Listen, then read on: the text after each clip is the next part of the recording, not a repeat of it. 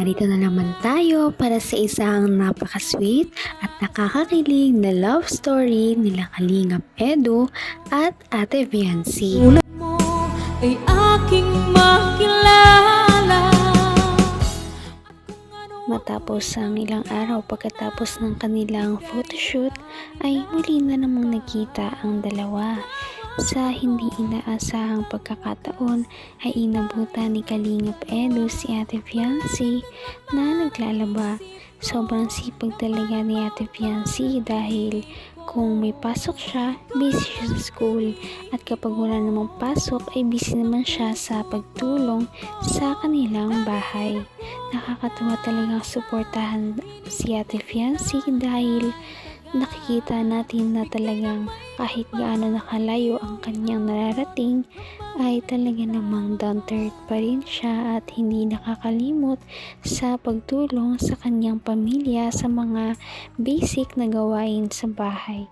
Kaya nakakatuwa talaga at marami ang sumusuporta sa love team na ito. Bakit? Bawal ba?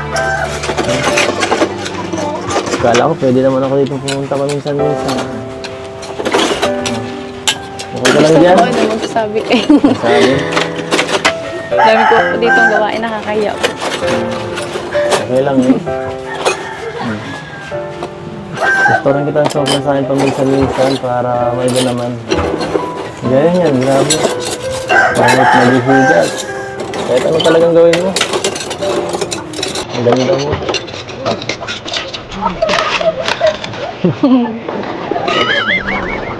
Oh, okay ka lang? Malinis na yan. Ano na? Dito na yata nagpapahinga eh. Hindi mo pag-uri masyado sarili mo. Baka mapasma ka yan. Tapusin ko lang po ito para makakain na po kami. Okay ng chat ay. Hindi pa pati pala kayo nakakain. Sige akin, tulungan na kita. Ha? Ako na maawa. Ito lang po.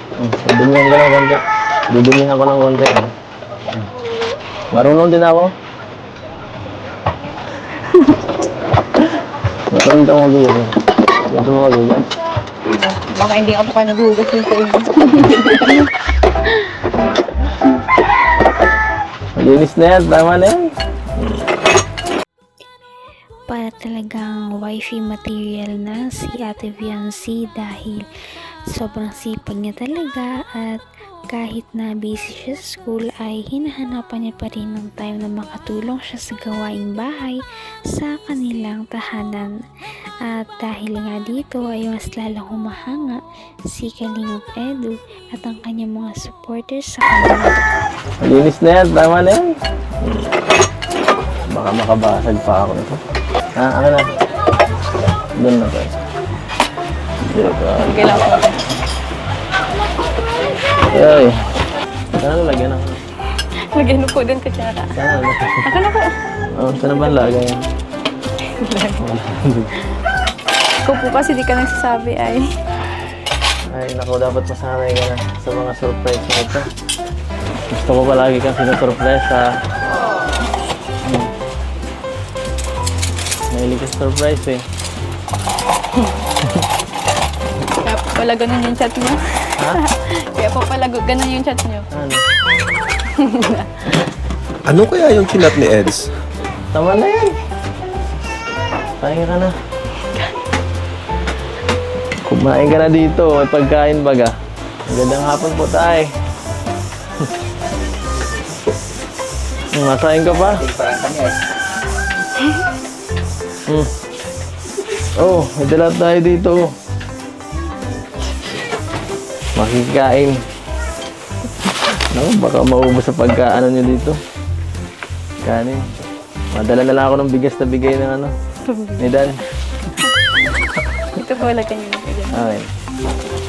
Mabis lang po ako. Nakakaya po sa inyo. Huwag na.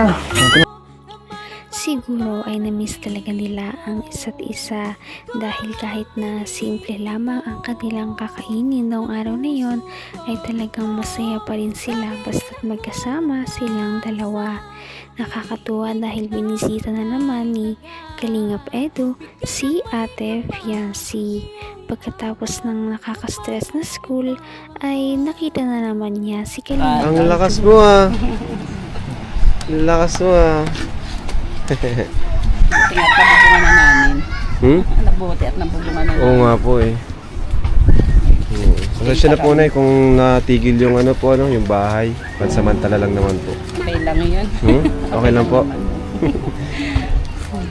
Dali lang naman po yun. Ano pati baga? Ano? Undas? Sinaktong undas naman. Saka inuna lang din po namin yung kina Christian, yung magkapatid po na walang ano. Kasi yung bahay po yung talagang butas-butas na. Kung napanood nyo po, tapos talaga po may ano na, may sementado na. Ayan. So okay lang naman sa inyo na po yun. Na, Oo naman. May bahay pa naman. kay Biancy po, okay din. Benta nga kami ng baboy. Sabi ko, Wow. bigyan muna tayo ng yero. Samantala lang. Isya? Grabe. Kaya nakabili kaming yero. Yun pala yung ginawa nyo na yun, yung mga extra nyo, mga extrang negosyo. Baboy. Nakakatuwa naman na kasi Tira lang akong isa. yung binibigay namin sa inyo, ginagawa nyo palang pampuhunan sa mga Yung negosyo. baboy na ano. Dati po baga alaga lang namin yan. Hindi namin yan sarili. Kaya talagang laking tulong siya? po talaga. Opo. Ngayon, sarili nyo na po. Kaya yan.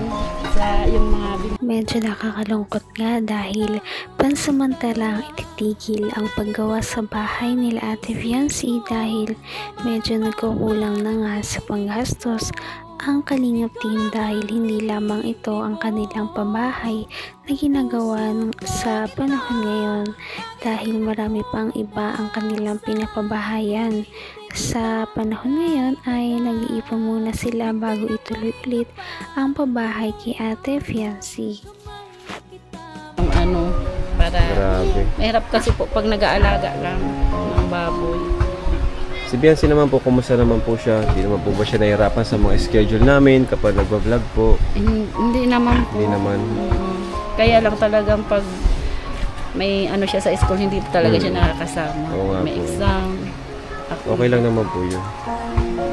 Ano naman po si Biancy, basta pwede siya, talagang pupunta po siya. Opo, pag talagang ano, na ano yung mahatid ba ako, ihatid ako ni Kuya sa ano, dait. Yun, minsan nasa Tapos, pag inaano po siya, bawa sinusundo siya ni Eds, okay lang naman po sa inyo. nag-ano man, nagpapaalam Tapos naman. hinahatid siya ni Edo dito. Nung isang araw nga, nung nag-ano, sinundo siya. Sabi ko, medyo mas, ano pa yung ano niya, sama yung pakiramdam. Butit na agapan ng gamot. Tapos yun nga, pagbalik ni ano, binilan naman siya ni Kuya Edo ng gamot. Ay, Kaya sabi ko, grabe. okay na. Pero si Eds na, okay naman po si Eds para sa inyo. Oo, mabait naman si ano. Bahala sila.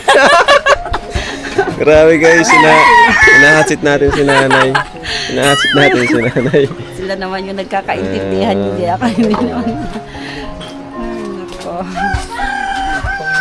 Doon naman po sa ano, minsan syempre may mga negative comments. O, di naman si Biancy na apektuhan. Strong naman siya. Pag may mga bash, Napaka-humble din talaga ng mama ni Ate Fiancee. Siguro ay dito talaga siya nagmana sa kabaitan dahil kahit na naitigil pa ng pansamantalang kanilang paggawa sa bahay nila ay hindi lamang ito talagang nagalit at ito ay ngumiti pa at mabait pa rin na makitungo sa Kalingap team. Napaka-sweet talaga nila at napakabait ng tambalang ito kaya maraming sumusuporta. Kaya naman sana ipatuloy natin silang suportahan at mahalin si Fiancee, si Kalingap Edu at ang Kalingap team. Yun lamang at maraming salamat sa panonood. Abangan natin kung magkakatuluyan ba talaga si Kalingap Edu at Fiancee. Hanggang sa muli. Bye! Ngayon'y abot kamay na kita.